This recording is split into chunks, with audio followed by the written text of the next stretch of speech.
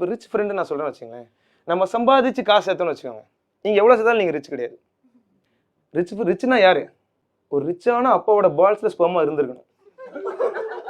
எனக்கு ரொம்ப பிடிச்சப்பா அவங்க அப்பா தான். எனக்கே கூட ஒரு அப்பா இருக்காரு, ஓகே அப்படி இருப்பாரு. அவங்க அப்பா உம்மால அப்படி இருப்பாரு.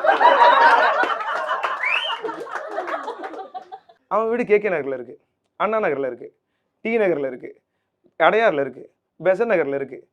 இப்படி ஒரு அப்பாவை குறை சொல்லலாமா? அவன் வந்துட்டு அப்பா எப்போ பார்த்தாலும் என்னை வந்து ஏதாவது பண்ண சொல்லிட்டே இருக்காரு, நான் சொல்றதான் கேட்கணும்னு சொல்றாரு, இரிட்டேட்டிங்கா இருக்காரு. அவர் என்ன சொன்னாலும் நீ கேட்கணும். ஏன்னா எங்க அப்பா என்னை படிக்கிற அளவுக்கு காசு கொடுத்தாரு. ஸோ எனக்கு வந்து ஸ்காலர்ஷிப். அவங்க அப்பா லைஃப் ஸ்டைலுக்கே பணம் கொடுத்துருக்காரு. அவங்க அப்பா அவனுக்கு ஸ்பான்சர்ஷிப்.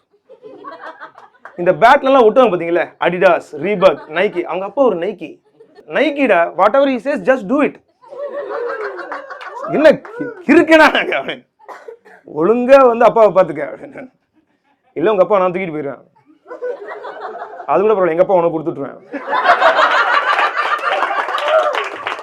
என்ன நினைச்சிட்டு இருக்க?